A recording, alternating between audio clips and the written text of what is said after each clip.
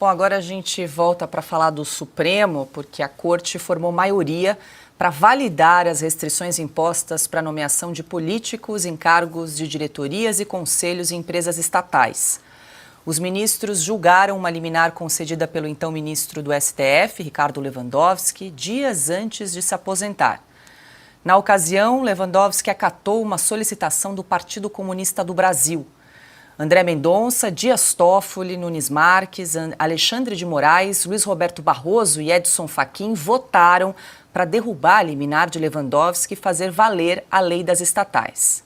Porém, a maioria dos ministros acatou uma proposta de Dias Toffoli, que defendeu a manutenção das indicações feitas pelo governo Lula durante o período em que a liminar de Ricardo Lewandowski esteve em vigor. Hein, Paulo, deram um jeitinho ali de fazer valer a lei das estatais no momento ali, numa janela temporal ali das indicações do presidente Lula, né, que devem ser mantidas, se a gente lembrar que é Aloysio Mercadante para a presidência do BNDES e também Jean Paul Prats para a Petrobras, né? Antes de assumir o cargo, Mercadante era presidente da Associação Perseu Abramo, que era ligada ao PT, e Jean Paul Prats era senador pelo Rio Grande do Norte, ou seja, não se encaixava ali nos artigos da lei das estatais, eles fizeram valer ali momentaneamente. Olha, é um malabarismo hermenêutico para chegar a essa conclusão possível. Não, é um arranjo, uma gambiarra essa interpretação, para falar um português bem claro. Como assim? A lei foi suspensa quando a decisão liminar. Então, nomeou-se o Mercadante e o Jean Paul Prats.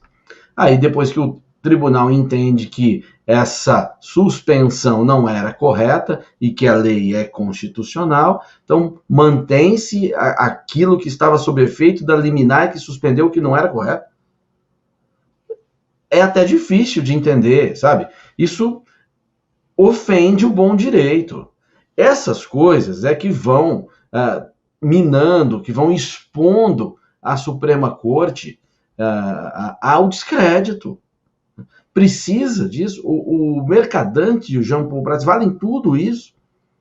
Você praticamente ignorar o bom direito para chegar num termo que agrade a todos, entre aspas. Não é para isso, gente. Tá? As coisas não estão bem no Brasil. Olha, definitivamente. Né?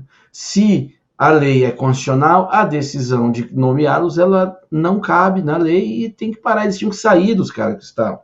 E o governo nomear outros, era muito simples.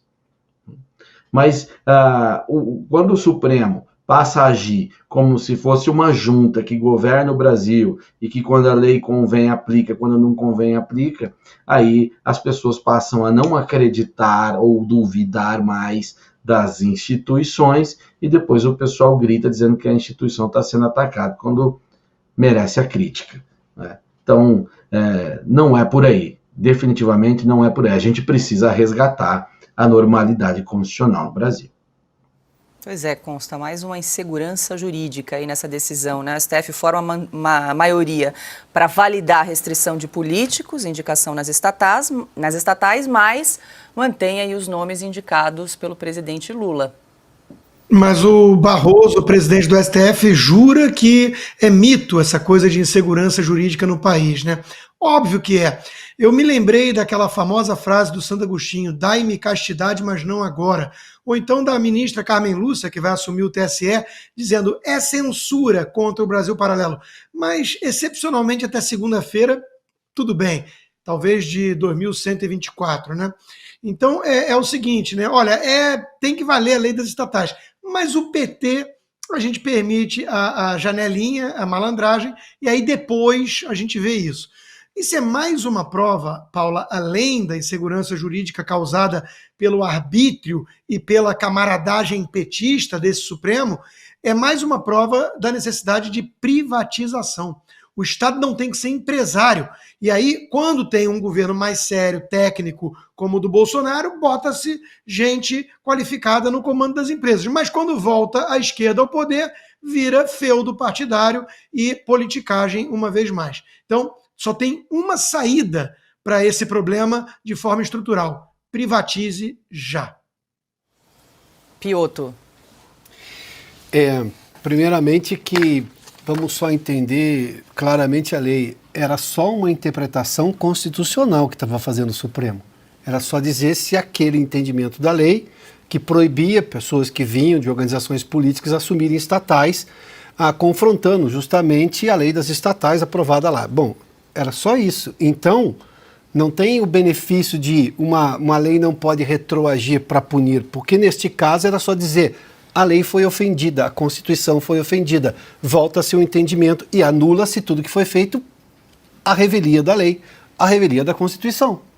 Aqui era só uma interpretação constitucional, que não venha ninguém dizer assim, mas não pode retroagir para punir. Não, mas não é uma questão, era só interpretação constitucional. O Supremo só voltou a dizer que aquilo valia, então tinha que estar valendo. Agora a gente chega à seguinte conclusão. No Brasil já teve um fenômeno de lei que pega e lei que não pega. Né? A lei que pegava, a lei que não pegava. É surreal. Depois criou-se um entendimento de lei que não existe. A gente está vendo esses inquéritos todos. O Constantino citou agora, né? Censura, mas até segunda pode. Bom, mas é censura ou não é? Porque a censura é vedada na Constituição. Agora nós temos uma lei que tira férias.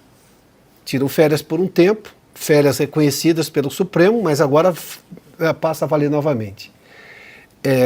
Como é que alguém leva a sério o Supremo Tribunal Federal sobre isso? Não no que ele acertou em dizer é constitucional, é na exceção que ele fez. Se o próximo presidente da República, seja ele quem for, recorrer ao Supremo para exigir ou pedir tratamento isonômico, ou seja, isonomia, olha, como o governo Lula teve uma liberalidade ali de poder colocar pessoas que vinham de entidades políticas no comando de estatais, eu queria também aqui, pelo menos nos meus próximos 4 anos aqui do meu mandato. O Supremo vai dizer o quê? Porque isso aqui é privilégio. A concessão ao governo atual do PT de manter, no entendimento agora que foi seguido pelos ministros ali na maioria ou a totalidade, eu não sei, que foi proposto pelo Toffoli, você faz-se uma exceção agora, uma exceção de interpretação constitucional. Não poderia estar todas essas palavras na mesma frase, mas sim, é uma exceção de interpretação constitucional. Mas se o governo, o próximo presidente pedir isonomia, o Supremo vai dizer o quê? Depende de quem pediu? Depende da capa do processo?